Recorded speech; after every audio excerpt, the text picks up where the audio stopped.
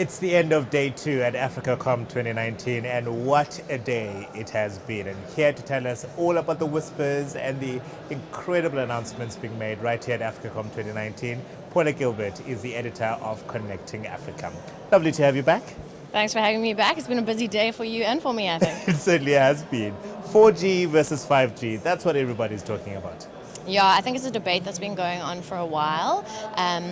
Obviously everyone's moving towards 5G, but in Africa there's still a lot of talk about 4G, and we were chatting to a lot of people about that today. So pretty interesting. What we were talking about yesterday about spectrum came out again today. People love to talk about spectrum, but the CTO of Vodacom, Andrew Stelport, talking about, he said if they had the spectrum, they could launch 5G before the end of the year. My word. Yeah, but they don't have the spectrum. And also, where do we have enough devices to go with it, all of those kind of things. But then also interesting discussions around 4G, and in Vodacom's markets in particular, they've now launched 4G in all 5 of their markets. And just in general, I think we're seeing a densification of 4G across different countries in Africa. I get a sense, though, that there's still some value to be, I suppose, drawn from 4G, and many people are saying strengthen that to make sure the quality of the service that you provide is top-notch, and more importantly, the availability of it and people being able to access needs to be great. While doing that, prepare then for a 5G rollout, because eventually it happens. It might take a few years, but it will eventually happen. It's so true, and a lot of the things that you're offering on 5G, like fixed wireless, you can offer on 4G as well at pretty good speeds. So for a lot of places, it makes a lot more sense. And also, we're trying to move away, I guess, from 2G and 3G a bit more. I heard a stat yesterday from the GSMA saying that this will be the first year where 3G will overtake 2G in Africa by the end of 2019. So that's pretty interesting. But then the 4G numbers are still much lower, but we're getting there. Yeah. Liquid Telecom making a very important announcement today. Yeah, very interesting. So they announced that they have pretty much finished a fiber route between East and West Africa. So connecting those parts that hadn't been connected before, and that's straight through the Democratic Republic of the Congo.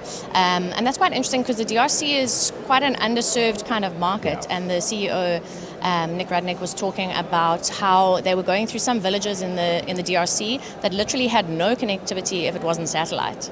And so now they're running fiber through there. There's opportunity for people to have internet capabilities. Even in the capital, a lot of people still using mobile, whereas now they're going to be able to be getting, internet at home through fiber. It's quite a game changer, because we forget, partly because we live along the coast, at least in Cape Town, we have easy access to the technology because it's running along our shores, right?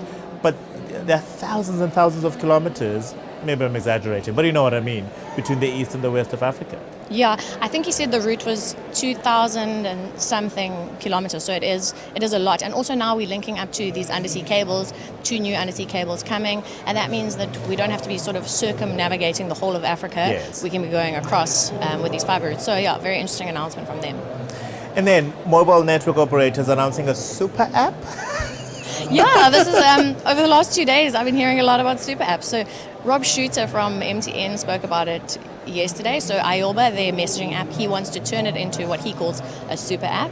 And so that means an app where kind of everything happens in there. It's messaging, it's payments, you can call your Uber from there, you can get food delivered, all sorts of things. And then the head of financial services for Vodacom telling me something very similar today. They've recently launched VodaPay, which is an app where you can now pay for many things using debit and credit cards. But the idea is sort of to turn this into also, she didn't call it a super app, but the same kind of idea where everything happens in there. I think the operators are kind of looking for more reasons to keep customers with them, because we're going to get to a point where data isn't bringing in enough money for them, voice isn't, and so they're looking at all these different financial services and ways to, the stickiness of keeping customers with you, and that loyalty.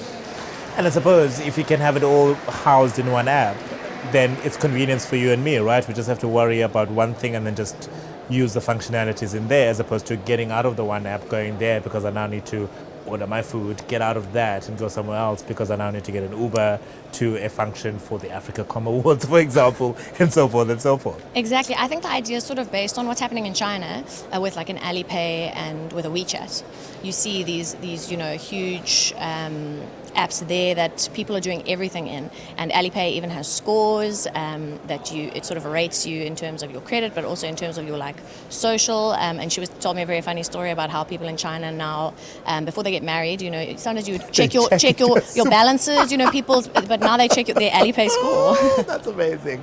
Well, it's been a fascinating day. One more day to go and still a lot to learn. Thank you very much, Paula, for all your insights. Thanks. That's Paula Gilbert, editor of Connecting Africa, giving us a wrap of day 2 of AfricaCom 2019.